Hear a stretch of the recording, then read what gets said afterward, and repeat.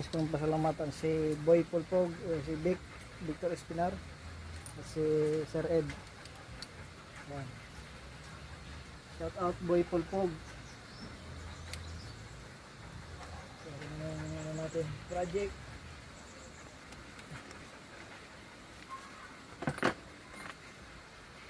Naka-start.